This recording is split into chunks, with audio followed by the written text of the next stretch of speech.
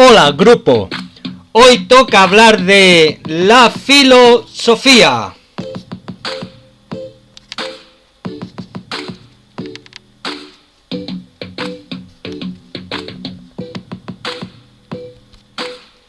¿Qué es la filosofía?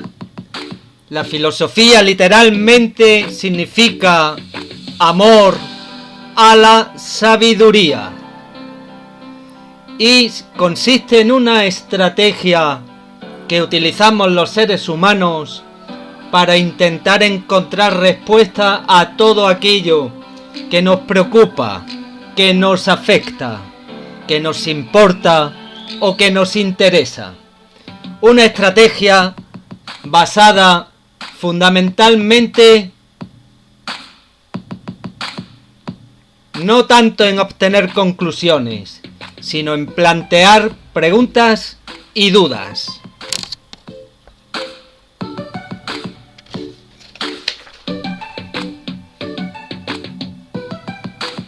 Son muchísimos los temas tratados, los asuntos tratados por la filosofía. Podemos destacar el interés y el estudio desde muchos puntos de vista sobre qué es el ser humano, sobre el origen del universo, sobre el sentido de la existencia, sobre la muerte, sobre la realidad, sobre la existencia de Dios o de dioses, sobre el razonamiento, sobre la ética, sobre los problemas sociales, sobre la globalización, etcétera, etcétera, etcétera. Todo empezó en Grecia, en la antigua Grecia, hace más de 2500 años, en aquellas ciudades-estado o polis, en Atenas, en Esparta, en Olimpia, en Corinto, en Éfeso, en Mileto, en Clazomene y en muchos más lugares de aquellas tierras del Mediterráneo. Veamos ahora las características principales de la filosofía.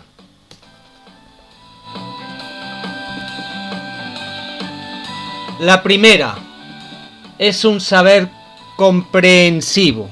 ¿Qué quiere decir esto?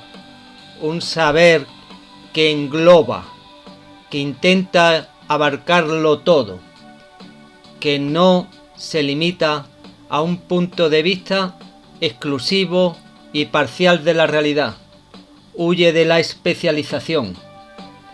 La biología, la física, la sociología se ocupan de hacer investigaciones desde determinados puntos de vista. La filosofía tiene una visión de conjunto y relaciona entre sí todas estas ciencias y disciplinas para alcanzar y para ofrecer visiones unitarias de la realidad.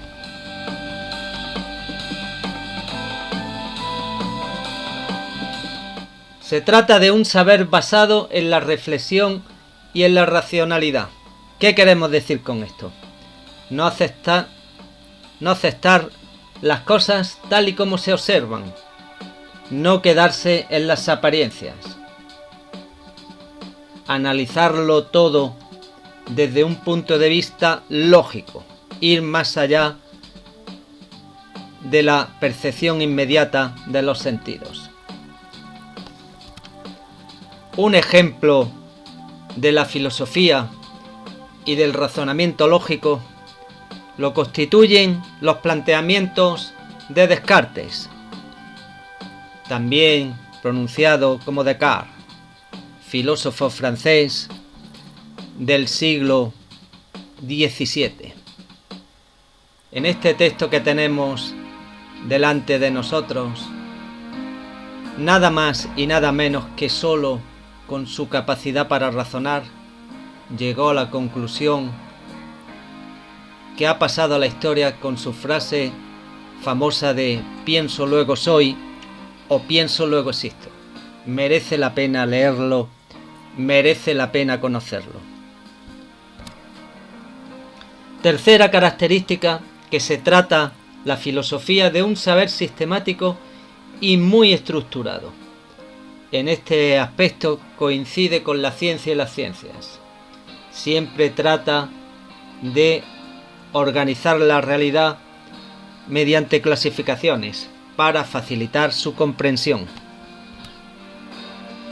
Una cuarta característica es que se trata de un saber crítico. Lo cuestiona todo. El mito, los mitos, la religión, las religiones, la ciencia, las ciencias. Nada lo da como verdad absoluta. ¿Por qué? Porque si son acciones y creaciones humanas, se ha observado y se ha comprobado que van cambiando con el tiempo, con la historia, con la humanidad. Una quinta característica es que rechaza los planteamientos basados en las creencias y también en los mitos. De hecho, en la antigua Grecia surgió como alternativa a los mitos. ¿Por qué?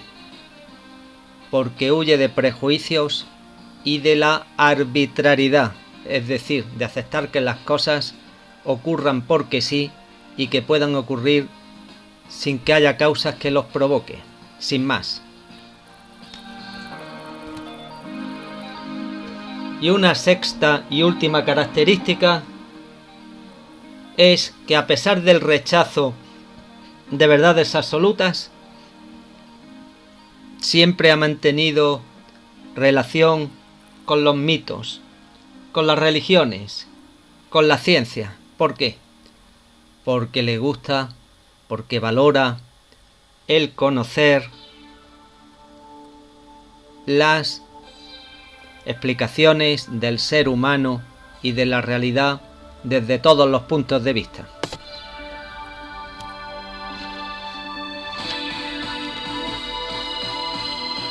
Ortega y Gasset, filósofo español básicamente del siglo XX, comparaba la filosofía y la ciencia. Valoraba ambos planteamientos.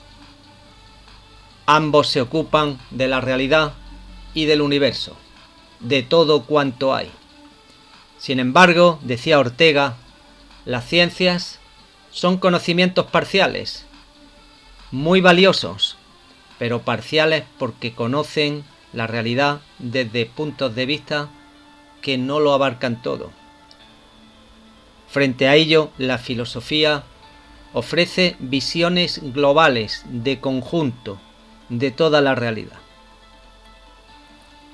Decía Ortega que donde acaba el científico sigue estando la persona que necesita un sentido global de la existencia, de su vida y de la realidad. Las ciencias son trozos valiosos. La filosofía es el conjunto, es la totalidad.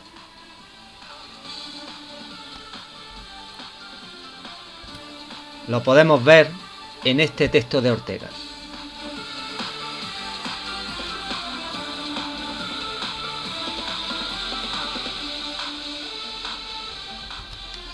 Finalmente, Fernando Savater, filósofo español del siglo XX y también del siglo XXI, en su obra Las preguntas de la vida, dice que en nuestra capacidad de comprensión, en nuestra capacidad de entender, en nuestro entendimiento, se dan tres niveles. El nivel de la información, que es el nivel de la captación y exposición de hechos. El nivel del conocimiento, que se ocupa de reflexionar y valorar la información que se recibe y organizarla. Y el nivel de la sabiduría, que se ocupa de vincular, de enlazar, de relacionar el conocimiento con nuestros valores, con las opciones que elijamos en nuestra vida. Según Fernando Savater, las ciencias se ocuparían de los niveles de la información y el conocimiento, y la filosofía de los niveles del conocimiento y la sabiduría. Y para terminar, un breve pero maravilloso texto de Aristóteles, en el cual nos dice que el origen de la filosofía estuvo en la admiración del ser humano por el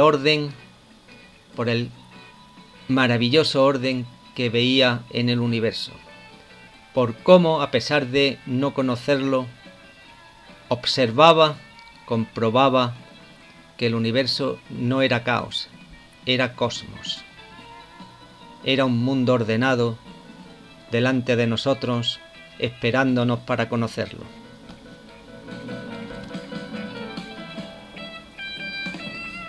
Este maravilloso cuadro del Renacimiento de Rafael, conocido como la Escuela de Atenas, nos muestra muchos personajes conocidos, muchos de ellos filósofos de la antigüedad. En el centro, los dos más grandes filósofos, Platón y Aristóteles. Y esto es todo, amigos.